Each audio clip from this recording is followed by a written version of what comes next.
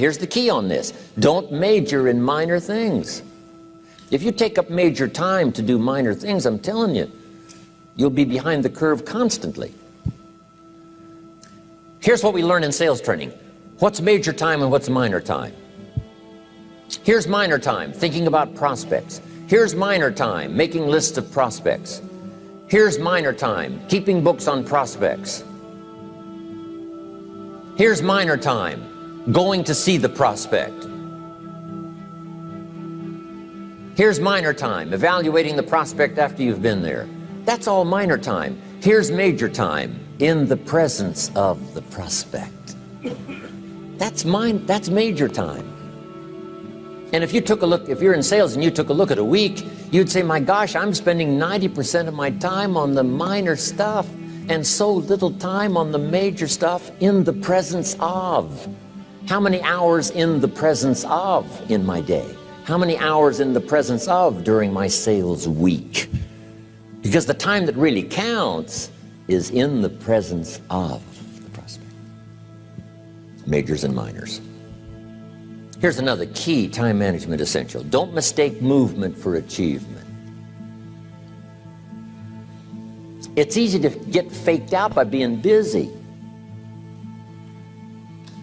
Guy comes home at night all exhausted, falls in the chair and says, oh, I've been going. Here's the big question. Doing what? It's not the going. Some people are going, and they're doing figure eights.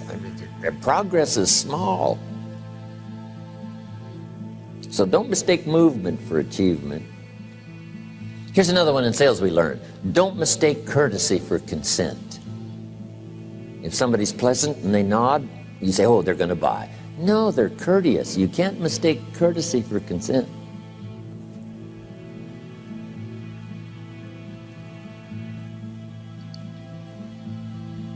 Now here's a big one, concentration. I had to learn this. All those years ago, I'm in the shower trying to compose a letter. Found it turns out to be a strange letter. So here's what I learned to do. Save the work till you get to the office. Save the work till you get to the work. Don't try to get to the office on the way to work. On the way to work, enjoy the way. In the shower, enjoy the shower. Then go to work when you get to work. I found this to be helpful. Concentration. Here's another big one. Learn to say no. I'm telling you, in such a social society we have now, it's so easy to try to be a nice person, saying yes to everything. Find yourself overloaded. Now you got to call and make the, well, gosh, you know, all the time it takes to back out of something that you said yes to too quickly. Here's what might be better. I don't think so, but if that changes, I'll call you. Little things you can use not to overcommit yourself. My friend Ron Reynolds says, don't let your mouth overload your back. It's a good one. Now here's a big one on time management. When you work, when you play, don't mix the two.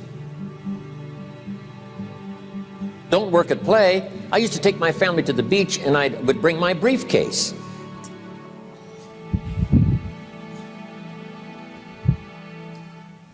I learned not to do that. Or at the beach, I'm saying I should be at the office. Now my family's upset because I'm at the beach and I'm thinking office. Now when I'm at the office, I'm thinking what? I got to get my family to the beach. So things are not going too well at the office because I'm thinking beach, and things are not going too well at the beach because I'm thinking office. Here's what I learned to do. At the beach, be at the beach. At the office, be at the office. When you work. When you play. Don't mix the two. Don't work at play. Now here's one of the most important ones. Don't play at work. Work is too serious. You don't want the reputation of being the office joker. It's not a good one. Yes, there's time for some pleasant stories. Yes, there's time for a little humor. Yes, best if it's a happy office, of course. But I'm telling you, you got to be serious about work because you're parting with a piece of your life for the work you do. Your work costs you a piece of your life. Here's what it's called. Serious business. Not grim, not unhappy, but serious. Key. Don't play at work. The old expression, I don't think we use it anymore, horse around at the office. Play around, play jokes, play tricks. No place, not at the workplace. At the beach, yes. At the bar, yes. Somewhere else, not work. You got to treat work with all due conservative passion, because it's leading you to your future. Here's another key phrase: all work is good. You may not like your job, but if it's the stepping stones to get you to where you want to go, you got to appreciate your job. You don't have to have a passion for your job. Here's the ultimate passion: a passion for incredible success in every department of my life. That's the passion. But don't look down on some menial job you have to do to finally get you to where you want to go. No job is menial. No job is not, every job is noble. Training life for pay, making a contribution to society. Next, analyze how you are. And if you have some weaknesses, if you doesn't seem like you can change, here's the key: get it covered. I used to keep promising myself I'd keep the books, keep the books, keep the books. Finally, I gave that up. And back then, it only took me an extra $50, $60 a month for some accountant to keep the books. I said, no, I'm going to save the $50. You can't believe what I started losing in productivity because I tried to save the $50. So the key is, a lot of the time you can stay like you are, but just make sure you get it covered. Okay. Next, beware of the telephone and all other systems of communication, especially the telephone at home and systems of communication at home. And here's one of the best lines I've got for you for the weekend: let all communication systems serve you, but don't let them intrude. When it comes time to have dinner with your family, you shut off all systems, unless the ones that can take messages silently. Don't let the phone ring. Don't let anybody intrude, come through the front door nor the back door, nor through the telephone or any other device. So you can't reach John and his family when he's having dinner. The President of the United States couldn't get through.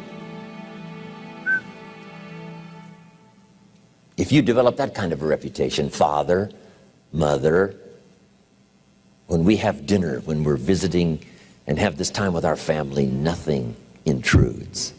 So don't let these clever little devices keep intruding. You've got to have a place that's sacrosanct, it's valuable. You don't let anything in for that period of time. Okay. Isn't that good advice? Excellent advice. Here's the next one. Read all the books. You know, I've only got a few notes here on time management, but if you've got some particular challenges, you run a big organization, a big corporation, you've got some challenges, there's plenty of books. Now, here's what's next. Just be more alert to the things that might be stealing your time. Here's why. Time is like capital. You can't let someone steal your seed corn. You can't let someone steal your capital. And you can't let someone steal your time. You must designate your time. And some of the time that you designate, you must not let anyone steal. Casual time, you might let someone intrude and steal a little bit and take a little bit, but not serious time. Key. Next, one of the great time management savers is to learn to ask questions up front. Sometimes you talk to somebody for an hour, and then you ask questions and find out if you would have asked those questions up front, you could have saved yourself an hour.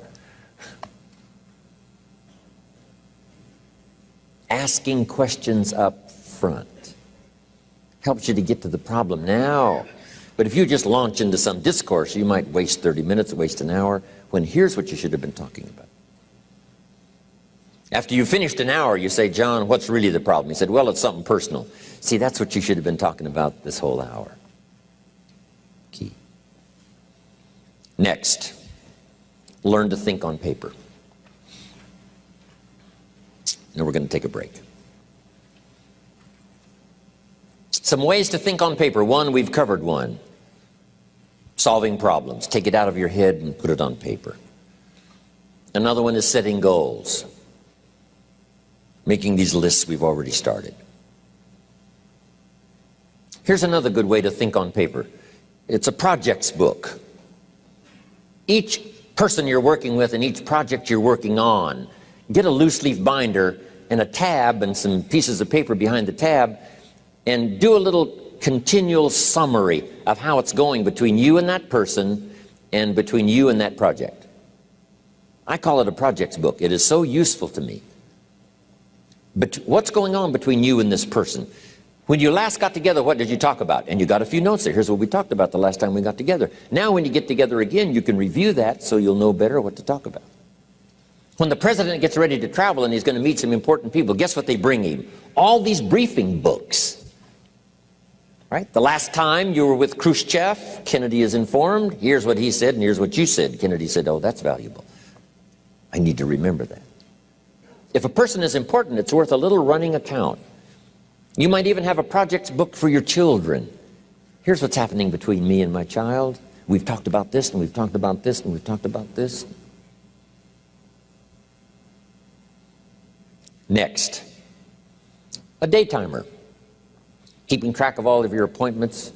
You know, mine is all filled with, when to catch an airplane and when to do a seminar and when to sit down and have a conference, all the rest. Next is a game plan.